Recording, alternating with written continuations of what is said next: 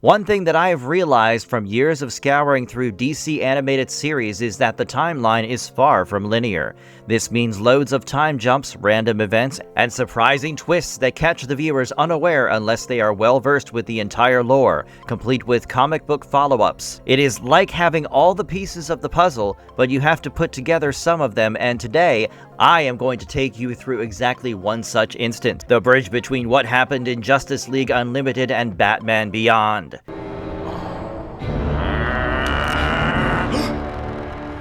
Yes, I know you all remember the iconic scene where Batman picks up a gun when faced with death, an act that makes him consider retirement, and in this video I will fill up a 20-year gap before Terry McGinnis picked up the mantle. In order to understand the timeline better, I will start you off roughly 35 years before Terry McGinnis puts on the suit, and the year is around 2005. By this time, the new Batman Adventures era is winding down, and Bruce is at his peak, but there are some breaking points that strip him of his mental strength and motivation. I don't think the DC animated universe has many more disturbing moments than the time when Batman had to endure the whole Joker Jr. incident. This is when the Joker kidnapped Tim Drake and tortured him for weeks to the point where he was twisted into a mini Joker. Bruce did manage to save him in the end, but he couldn't undo the damage done that had broken Tim completely. He forbade Tim from ever being Robin again, and Tim walked away after cutting out Bruce completely from his life. I mean, for a man with such few close and important people, losing someone like Tim must have been such a huge blow. Also, Bruce blamed himself for the entire thing, and the whole thing about pushing people away to protect them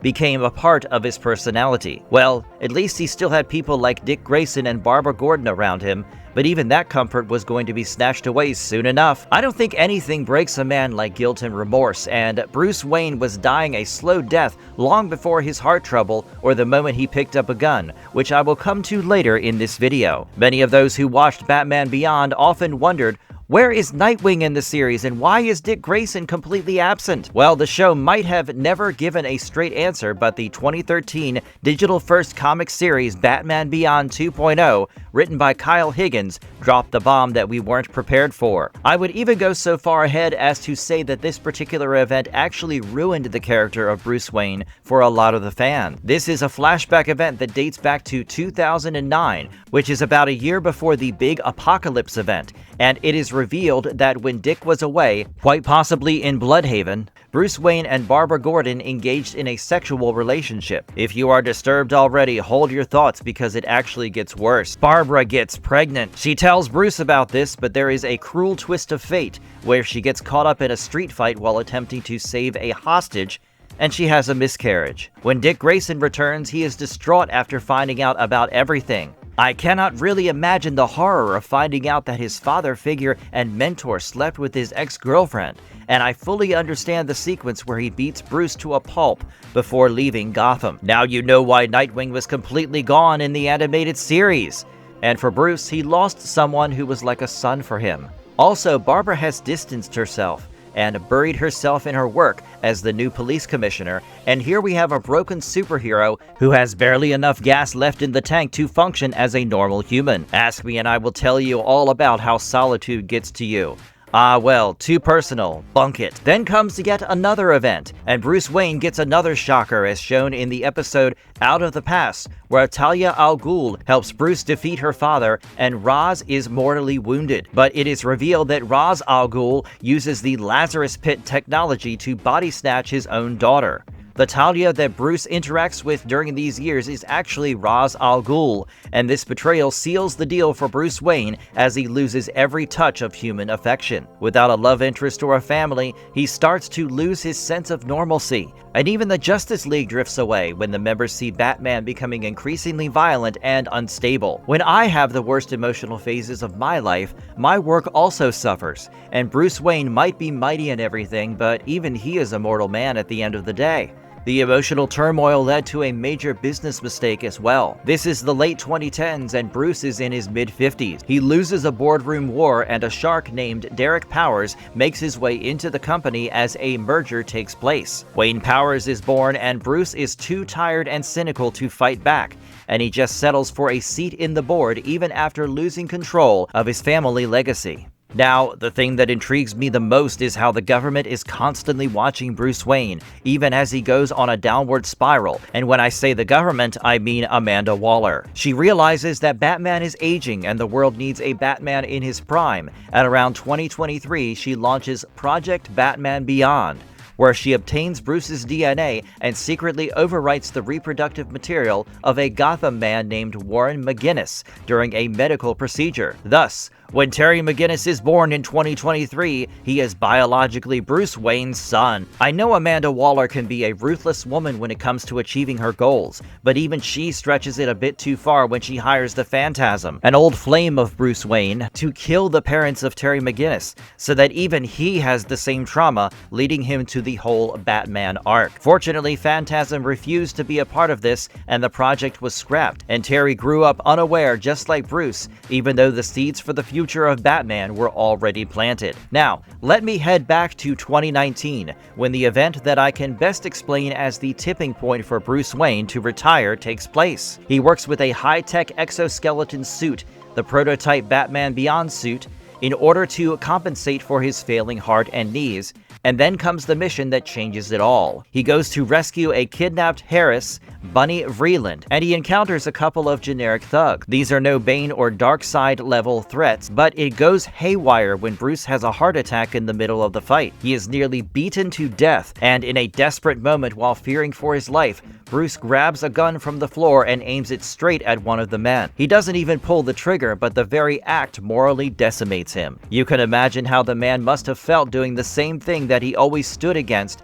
and the sheer intent during this desperate situation made him convinced that he was done with his life of Batman. The scene is very impactful as he shuts down the Batcave in the aftermath and solemnly says, "Never again." Never again.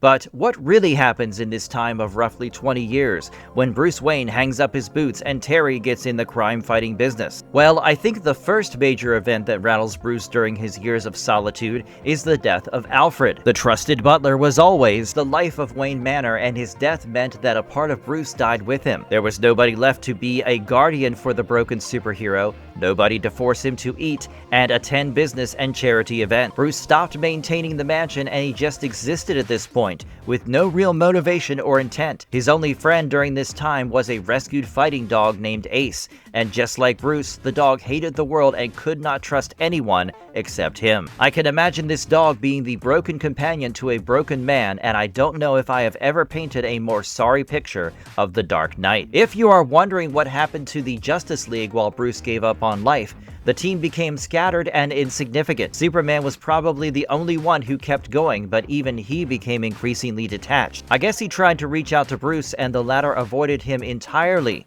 leading to this situation where the world's most invaluable friendship ended in silence. Green Lantern and Hawkgirl retired to raise a kid, and I wish Bruce could ever take the same decision when it was still time. As for the Flash, there is an implication that he eventually merged with the Speed Force and he was completely absent in the future. Even Wonder Woman left our dimension to go back to the Justice Lord's timeline, which was a reality when the Justice League took over the world. Maybe Diana couldn't just sit there and watch Bruce fade away in his own miserable way. So, by the time it is around 2030, Justice League is filled with new members and Bruce hardly even knows them or trusts them. As ironic as this may sound, even the Batman villains were not doing any better, with the likes of Bane, Mr. Freeze, and Harley Quinn all gone from the life of crime. The new menace in town was the rise of the Jokers, a bunch of punks on motorcycles with white face paint creating ruckus all over. You have to consider that the public had no idea about the death of Joker at the hands of Tim Drake,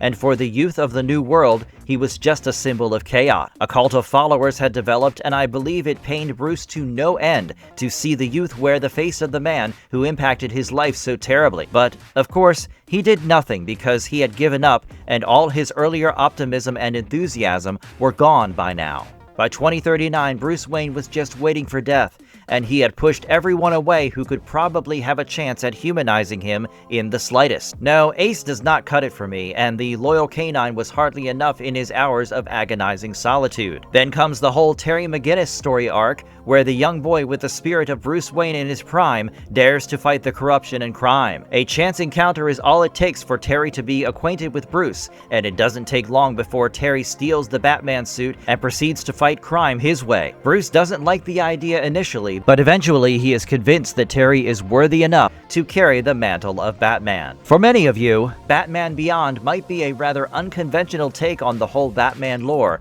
because Bruce Wayne is barely a mentor who guides young Terry into his world of crime fighting. But it is really a rejuvenated hope in Bruce that keeps him going. The young man comes into his life at a time when he had given up entirely, and when he chose to become the savior of Gotham, he unknowingly became the savior of Bruce Wayne as well. So, now you know everything that happened during the 20 painful years of Batman's absence from the public eye, and while the lore is not directly laid out, I hope I helped you in connecting the dots. Let me know in the comments below what you think of this exploration of the tricky timeline, and also share your take on the Batman 2.0 comics as canon.